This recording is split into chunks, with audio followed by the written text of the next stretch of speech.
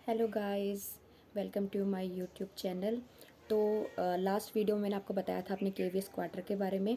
तो एक दो लोगों का मैसेज मेरे पास आया था कि अपनी केवीएस जर्नी के बारे में बताइए कि कैसे टेस्ट हुआ, कैसे इंटरव्यू हुआ। तो उसी के लिए मैं आज वीडियो बना रही हूँ।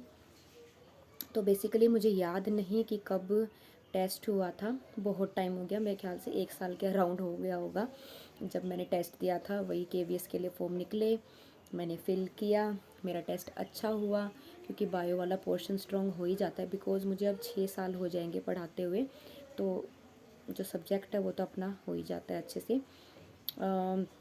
बाकी इंग्लिश, हिंदी, रीजनिंग, मैथ्स ये मैं थोड़ा थोड़ा पढ़ती रहती हूँ जब भी कोई मेरा टेस्ट पास आता है उसके लिए।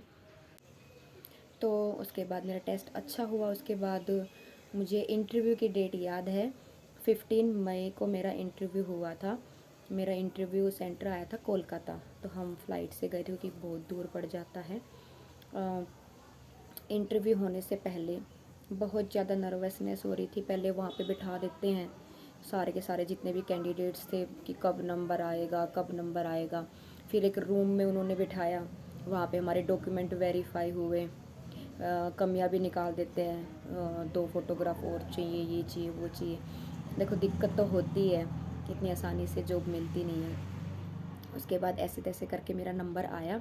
मैं बहुत ज़्यादा डरी हुई थी क्योंकि ऐसे होता है ना, भाई मेरी टर्न है, मेरी टर्न है। क्योंकि पता नहीं होता कि बेसिकली आपसे पूछा क्या जाने वाला है। मैं केवीएस के बारे में पूरा पढ़ के गई थी, कब इसका कब ये केवीएस बना था, इसके बारे में सब कुछ। मैं एचबीएससी के बारे में पूरा पढ़ के गई थी, मैं एमडीयू के बारे में पूरा पढ़ के गई थी क्योंकि एमडीयू से मैंने स्टडी की है। मेरी मास्टर्स, मेरी मेरी ग्रेजुएशन, मेरी बीएड सारा मैंने एमडीयू से ही किया है, एमडीयू रोहतक में, ऐसे दयानंद यूनिवर्सिटी रोहतक से। उसके बाद मेरी टर्न आई, जैसे मैं एंटर हुई, मैं साड़ी पहन के गई थी। मैंने शॉर्ट्स में डाल भी रखे हैं वीडियोज़ एक दो। जैसे ही मैं एंटर हुई, उन्होंने मुझसे कुछ भी नहीं पूछा केवीएस के बारे में, ना ही एमडीयू के बारे में। सीधा उन्होंने मुझे ऐसे बोला कि आप पढ़ाते हो, आपको टीचिंग एक्सपीरियंस है। मैंने कहा हाँ, मुझे अराउंड 5 ईयर्स का एक्सपीरियंस है। तो उसके बाद उन्होंने कहा कि एक एनसीईआरटी रखी हुई थी वहाँ पे 11th की। उन्होंने कहा कि ये 11th की एनसीईआरटी, इसका चैप्टर 3 है प्लांट किंगडम, वो आपको पढ़ाना है। मैंने कहा ठीक है। तो उसके बाद मैंने पढ़ाना स्टार्ट किया। 10 मिनट के अराउंड मैंने पढ़ाया। उन्होंने कहा कि बहुत अच्छा, आइए बैठिए।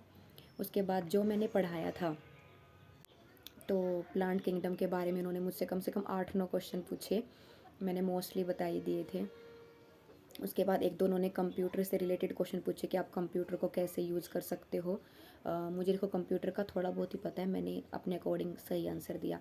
मतलब उन लोगों के एक्सप्रेशन देख के मुझे लग रहा था कि हाँ, मेरा इंटरव्यू बहुत अच्छा हुआ है। मैं मतलब इतनी खुश होकर निकली थी। बाहर मेरे हस्बैंड वेट कर रहे थे। उन्होंने कहा कैसा हुआ, मैंने कहा मस्त हुआ बिल्कुल। उसके बाद हमने वेट किया कि शायद जून में रिज़ल्ट आ जाए, जुलाई में आ जाए, अगस्त में आ जाए। बट रिज़ल्ट कब आया? नवंबर के लास्ट में। मैंने उम्मीद छोड़ दी थी कि पता नहीं कब आएगा रिज़ल्ट, लेकिन फाइनली रिज़ल्ट आया। बहुत अच्छा रिज़ल्ट आया, मेरी 9th रैंक थी। बहुत अच्छा लगा सुन के, देख के अपना अपॉइंटमेंट लेटर, क्योंकि प्राइवेट ही पढ़ा रही थी इतने साल से, कि गवर्नमेंट जॉब फाइनली लग गई। बट उसके बाद एक और टेंशन कि इतना हार्ड स्टेशन मिला है बारामूला, उसकी टेंशन हो गई। कुछ दिन तक ऐसे ही चलता रहा कि ज्वाइन करें या ना करें, बहुत दूर है। और ये भी सुना हुआ है कि बारामूला सेंसिटिव एरिया है, टेररिस्ट वगैरह सब कुछ। बट फिर भी हमने हिम्मत करके फ़्लाइट पकड़ी और गए, श्रीनगर तक फ़्लाइट में गए, आगे ट्रेन में गए, और जाके मैंने 10 तारीख को ज्वाइन कर लिया। फिर हम वापस आ गए। फिर 16 को मैं वापस गई। क्वार्टर के लिए अप्लाई हम करके आ गए थे, 2 ही क्वार्टर बचे हुए थे। फाइनली मुझे क्वार्टर मिल गया, लकीली मुझे क्वार्टर मिल गया। उसके बाद मैंने अपनी क्वार्टर की वीडियो बनाई ही थी। अगर आपको मेरी वीडियो अच्छी लगे तो लाइक करना, कमेंट करना। अगर आप और कुछ जानना चाहते हो केवीएस के बारे में, प्लीज़ मुझसे पूछ सकते हैं। Thank you.